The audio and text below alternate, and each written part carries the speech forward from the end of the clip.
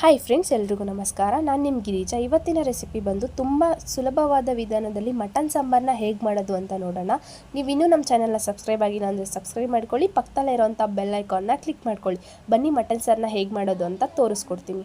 ನಾನು ಇಲ್ಲಿ ಮೊದಲಿಗೆ ಮಟನ್ನು 1.5 kg ಆಗುವಷ್ಟು ತೊಳೆದಿಟ್ಟಿದ್ದೀನಿ. ಈಗ ಗ್ಯಾಸ್ ಆನ್ ಮಾಡಿ ಒಂದು ಕುಕ್ಕರ್ನ ಇಟ್ಕೋತಾ ಇದ್ದೀನಿ.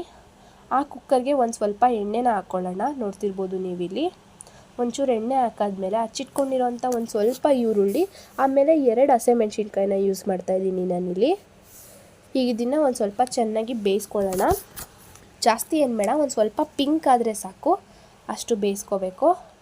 ಈಗ ಇದಕ್ಕೆ ತೊಳೆದಿಟ್ಟಿರೋಂಥ ಮಟನ್ ಏನಿತ್ತು 1.5 kg, ಅದಷ್ಟು ನಾನಿಲ್ಲಿ ಹಾಕ್ಕೋತಾ ಇದ್ದೀನಿ ಮಟನ್ನ. ನೋಡ್ತಿರ್ಬೋದು ನೀವಿಲ್ಲಿ. ಈಗ ಇದನ್ನು ಚೆನ್ನಾಗಿ ಮಿಕ್ಸ್ ಮಾಡ್ಕೊಳ್ಳೋಣ.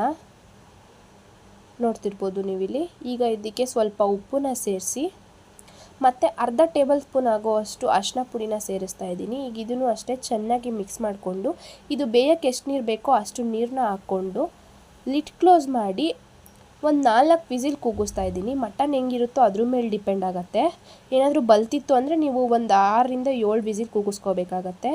ಈಗ ಇದಕ್ಕೆ 4 ದಪ್ಪ ಈರುಳ್ಳಿ, ಆಮೇಲೆ 35 ಮೆಣಸಿನ್ಕಾಯಿ, ಹಾಗೆ 1 ಟೊಮೊಟೊ, 4 ಉಂಡೆ ಬೆಳ್ಳುಳ್ಳಿ, ಕೊತ್ತಂಬರಿ ಸೊಪ್ಪು, ಪುದೀನ ಸೊಪ್ಪನ್ನ ನಾನು ತೋರಿಸ್ತಾ ಇದ್ದೀನಿ. ನೋಡ್ತೀವಿ ತುರಿದಿಟ್ಕೊಂಡಿರೋಂಥ ಕಾಯಿ, 1 ಟೇಬಲ್ ಸ್ಪೂನ್ ಆಗೋಷ್ಟು ಕಡಲೆಪಪ್ಪು, ಚಕ್ಕೆ, ಲವಂಗ, ಶುಂಠಿ, ಗಸಗಸೆ ಒಂದು ಸ್ವಲ್ಪ, ಧನಿಯಾ ಪುಡಿ ಮತ್ತು ಗರಂ ಮಸಾಲನೇ ತೊಗೊಂಡಿದ್ದೀನಿ ನಾನಿಲ್ಲಿ.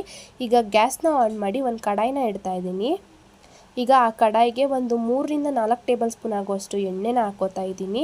ಆಗಲೇ ಹಚ್ಚಿಟ್ಕೊಂಡಿದ್ದಂಥ ಏನು ಈರುಳ್ಳಿ ಇತ್ತೋ ಆ ಈರುಳ್ಳಿ, ಆಮೇಲೆ ಬೆಳ್ಳುಳ್ಳಿ ಮತ್ತು ಮೆಣಸಿನ್ಕಾಯಿನ ಇದಿಷ್ಟನ್ನು ಹಾಕೋತಾ ಇದ್ದೀನಿ. ಇಷ್ಟು ಹಾಕಾದ್ಮೇಲೆ ಸ್ವಲ್ಪ ಚೆನ್ನಾಗಿ ಎಲ್ಲನೂ ಹುರ್ಕೊಳ್ಳೋಣ. ನೋಡಿ, ಈ ರೀತಿ ಆಗಬೇಕು. ಈಗ ಲಾಸ್ಟಲ್ಲಿ ಹಚ್ಚಿಟ್ಕೊಂಡಿರೋವಂಥ ಟೊಮೊಟೊ ಹಾಗೆ ಕೊತ್ತಂಬರಿ ಪುದೀನ ಏನಿತ್ತೋ ಅದನ್ನು ಲಾಸ್ಟಿಗೆ ಸೇರಿಸಿ ಇದನ್ನು ಅಷ್ಟೇ ಚೆನ್ನಾಗಿ ಹುರ್ಕೊಳ್ಳೋಣ. ನೋಡ್ತಿರ್ಬೋದು, ಈ ರೀತಿ ಆಗುತ್ತೆ ಎಲ್ಲ ಹುರ್ಕೊಂಡ ನಂತರ.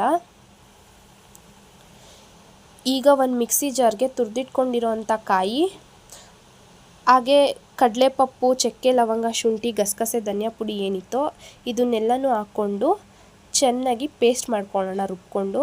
ನೋಡ್ತಿರ್ಬೋದು ನೀವಿಲ್ಲಿ, ಈ ರೀತಿ ಆಗುತ್ತೆ. ಈಗ ಅದೇ ಜಾರ್ಗೆ ನಾವು ಇವಾಗ ತಾನೇ ಹುರಿದಿಟ್ಕೊಂಡಿದ್ದಂಥ ಏನು ಮಸಾಲೆ ಇತ್ತೋ ಇದೆಲ್ಲನೂ ಅದನ್ನು ಅಷ್ಟೇ ಚೆನ್ನಾಗಿ ಹಾಕ್ಕೊಂಡು ರುಬ್ಕೊಳ್ಳೋಣ. ನೋಡಿ, ಈ ರೀತಿ ಆಗಬೇಕು.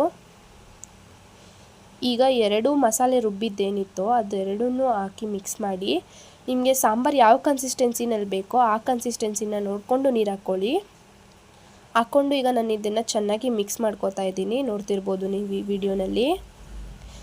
ಈಗ ಮಟನ್ನು ಅಷ್ಟೇ 4 ಕೂಗಿದೆ, ಲಿಡ್ ತೆಗಿತಾ ಇದ್ದೀನಿ. ನೋಡ್ತಿರ್ಬೋದು ನೀವಿಲ್ಲಿ.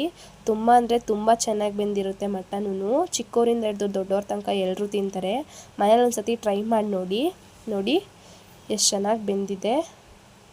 ಈಗ ಇದನ್ನು ನಾನು ಒಂದು ಪಾತ್ರೆಗೆ ಬಗ್ಗಿಸ್ಕೊತಾ ಇದ್ದೀನಿ. ನೋಡ್ತಿರ್ಬೋದು ನೀವಿಲ್ಲಿ ಎಷ್ಟು ಚೆನ್ನಾಗಿ ಬೆಂದಿದೆ ನೋಡಿ ಮಟನ್ ಎಲ್ಲನೂ. ಈಗ ನಾವು ಆಗಲೇ ರುಬ್ಬಿಟ್ಕೊಂಡಿದ್ದಂಥ ಏನಿತ್ತೋ ಮಸಾಲೆನ, ಆ ಮಸಾಲೆ ಎಲ್ಲನೂ ಇದಕ್ಕೆ ಸೇರಿಸ್ತಾ ಇದ್ದೀನಿ.